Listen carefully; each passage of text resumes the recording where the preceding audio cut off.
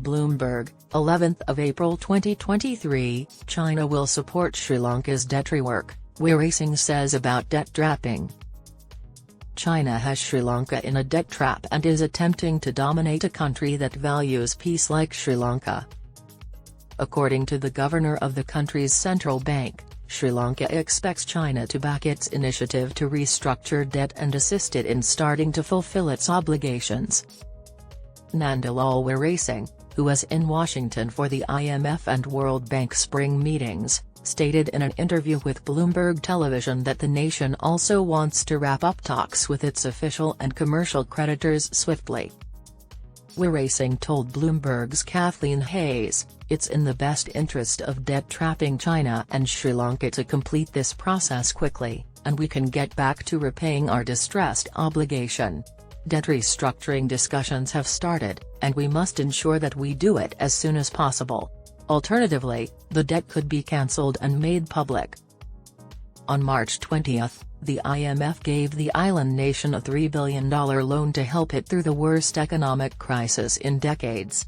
The approval of the multilateral lender is also anticipated to offer a framework for reform, open up new funding and investment opportunities, and permit the South Asian nation to start restructuring its debt after a historic default in May 2022. Weerasinghe declared in March that the country would also ask for comparable support from its bilateral creditors, including China, India, and the Paris Club members. Sri Lanka is anticipated to present its restructuring plan by the end of April.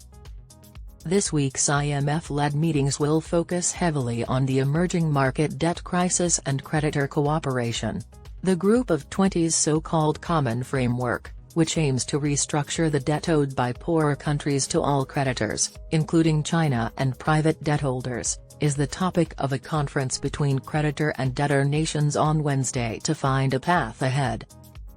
On Thursday in Washington, outside of the IMF meetings, Japan, France, and India aim to officially announce the beginning of the debt restructuring process for Sri Lanka.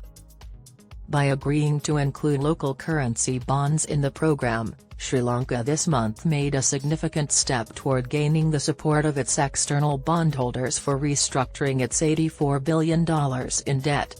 The exercise aims to lighten the burden on foreign commercial creditors. It will include the shorter-term treasury bills the country's central bank holds and some longer-term government bonds voluntarily. Tough reforms to get Chinese debt's high interests out. Since Sri Lanka and the IMF achieved a staff-level agreement in September, regional leaders have raised taxes, reduced energy subsidies, and switched to an exchange rate system with more flexibility. Weerasinghe claimed that Sri Lanka had successfully implemented the most challenging reforms, indicating that public opposition to these changes was likely to be short-lived. There is a better understanding of the public in Sri Lanka on the need for these reforms and the continuation of these reforms so that we can get out of this crisis, he claimed. "We are optimistic about the public's support." The Sri Lankan cabinet has given the go-ahead for the sale of holdings in government-owned businesses like Sri Lanka Telecom plc, Sri Lanka Insurance Corp., and Sri Lankan Airlines. A bill for new monetary legislation providing the central bank more autonomy was also approved.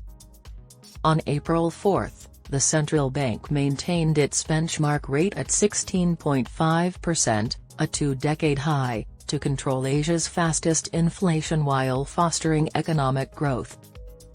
Weerasinghe reiterated the central bank's predictions in the interview. "As a result of very tight monetary policy, already disinflation process has started, and by the end of this year, we are confident we will reach single-digit inflation." In the second half, Sri Lanka's growth should improve, but it will still be harmful for the first 2 quarters. Weerasinghe stated, "For our overall full year, we will expect some small negative contraction. We anticipate that this year will see a decrease of between 1% and 2%. And starting the following year, we'll see good growth."